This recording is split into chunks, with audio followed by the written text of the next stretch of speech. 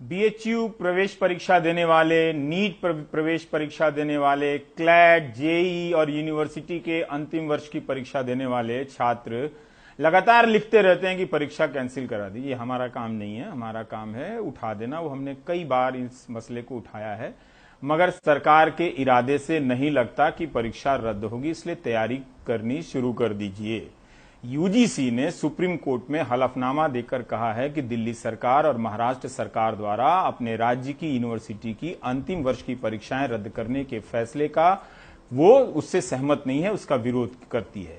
UGC ने कहा है कि यूजीसी एक स्वतंत्र संस्था है, विश्वविद्यालयों में परीक्षाओं के आयोजन का जिम्मा यूजीसी का है, न कि किसी राज्य सरकार का, और इस मामले में शुक्रवार को सुनवाई होगी। यूजीसी ने दोबारा से कहा है कि वह सितंबर तक परीक्षाओं के आयोजन के हक में है, जो कि छात्रों के भविष्य के हितों के मद्देनजर सही है। सोमवार को पिछली सुनवाई में यूजीसी ने कोरोना के चलते महाराष्ट्र और दिल्ली सरकार द्वारा राज्यों के यूनिवर्सिटी में परीक्षा न कराने के फैसले पर सवाल उठाए थे, और दिल्ली सरकार कोर्ट ने भी कहा था कि सभी अपनी बातों को दाखिल करें। यूजीसी का कहना है कि परीक्षाएं होंगी।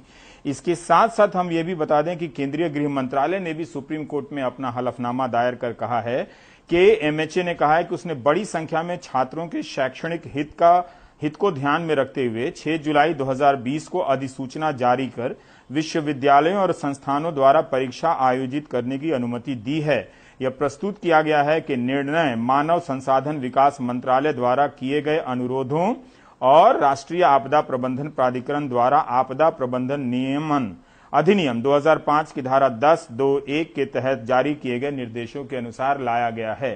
तो अब लगता नहीं है कि सरकार किसी भी तरीके से पीछे हटने वाली है। तो इन परीक्षाओं को लेकर आप हमें मेल ना करें, मैसेजेस ना करें, आपको स्पष्ट रूप से इशारा मिल गया होगा। सुकीर्ति की रिपोर्ट